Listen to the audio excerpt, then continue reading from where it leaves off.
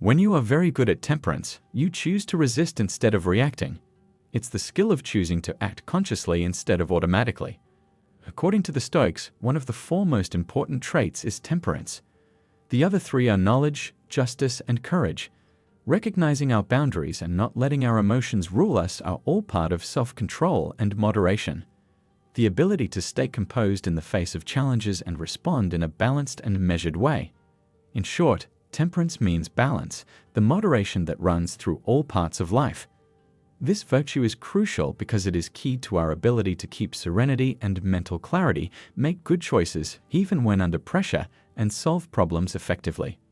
We turn to Stoicism to overcome this task because if you are frequently controlled by your emotions, whether they are anger or enthusiasm, you face a major problem with self-control.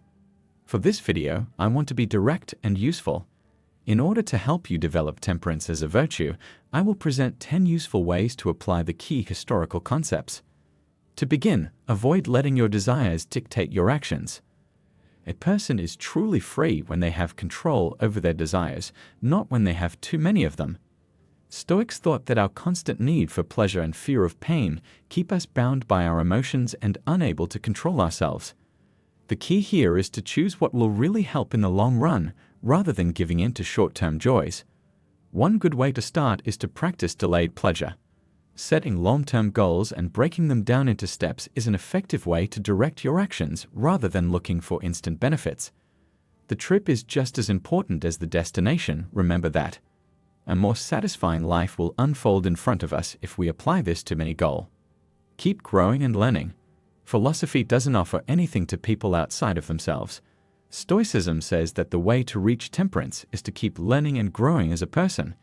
As a Stoic, you believe that the way to virtue and wisdom is a constantly moving path.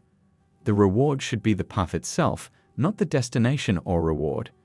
This is a common mistake people make when starting out on a path.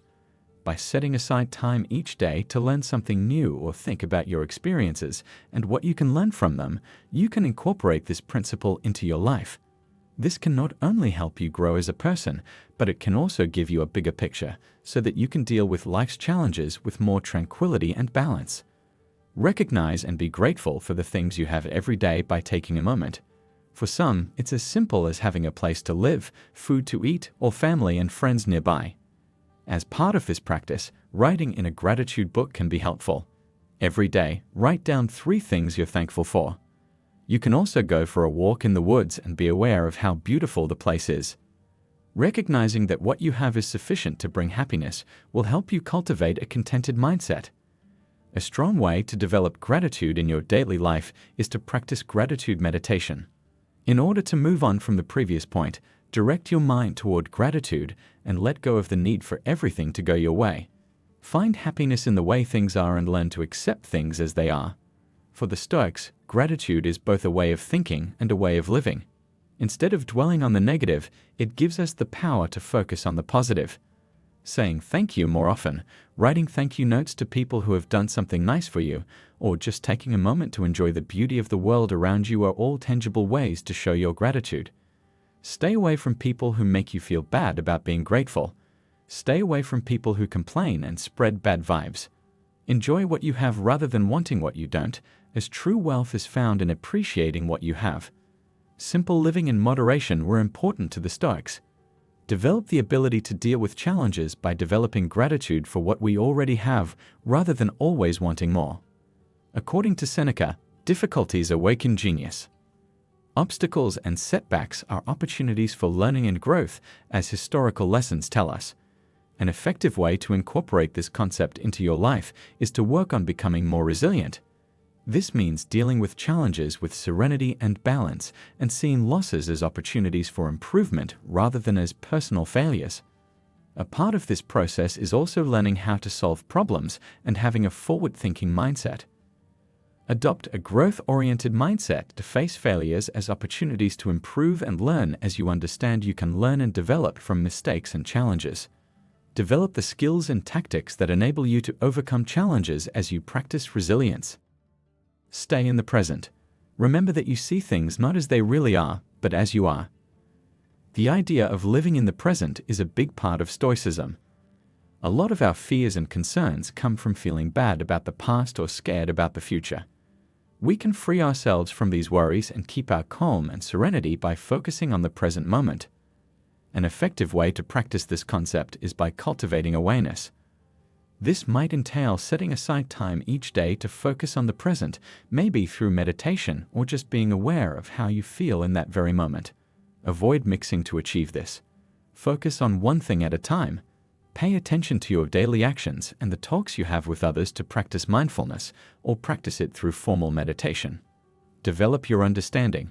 The Stoics tell us that everyone has their own challenges to deal with in life, which is an interpretation. We can better understand other people and respond in a way that preserves peace and cooperation if we practice empathy. Try putting yourself in the shoes of others before deciding or reacting to put this into practice. This might entail taking a moment to think about what someone else is saying before you respond, or it might entail actively looking for opportunities to learn about experiences and points of view that are different from your own. By putting this principle into practice and becoming more empathic, you will eventually be able to understand other people's points of view without getting angry or reacting in a negative way. Don't try to change things that you can't. Like Epictetus said, it's not the facts that bother people, but how they think about the facts. A basic idea of Stoicism that I've talked about a few times in my movies is that we should accept the things we can't change and focus on the things we can. It is very important for living a peaceful life. There are many ways to put this principle into practice. Learning to tell what we can change through our actions from what is completely outside of our control is one of them. In order to understand, the weather is a very clear and simple example. We have no control over whether it will rain or shine, so thinking about it is pointless. We can instead focus on how we would get ready and respond to various weather situations. Using cognitive therapy methods that help us recognize and question harmful or irrational thoughts is another way to put this principle into practice. We can live in a more peaceful and balanced way if we can learn to accept what we cannot change. Recognize that you are human and therefore flawed, and accept your skills and flaws. Keep an eye out for how wildlife responds to and accepts change. This might make you want to do the same thing. Make mental health a top priority and talk to friends you can trust about your experiences and emotions. Failures can be overcome by taking small steps. To overcome them, begin with small actions. Recognize that difficulties are a part of life and be kind to yourself during these trying times. Learn to be detached. Epictetus said, "Poverty does not consist in the loss of possessions, but in the growth of greed." In the framework of Stoicism, detachment refers to being free from an overwhelming reliance on external things for happiness. It's not about giving up all pleasure or material possessions, but rather about not letting your inner peace depend on them alone. There are different ways to practice separation. Meditation, in which you picture your desires and then picture freeing yourself from them, could be one way to achieve this. Focusing on experiences and relationships rather than material possessions is another way to simplify your life. By valuing simplicity and moderation, we free ourselves from the never-ending desire of novelty and improvement because we often have more than we need or deserve. Last but not least, self-care is very important. Taking care of your body is the most important thing you can do for your mind's health and strength. Stoicism doesn't forget that the body and mind are linked and work together as one. A basic part of reaching temperance is keeping our body in good shape. Healthy living includes doing things like working out daily, eating well, and making sure you get enough rest.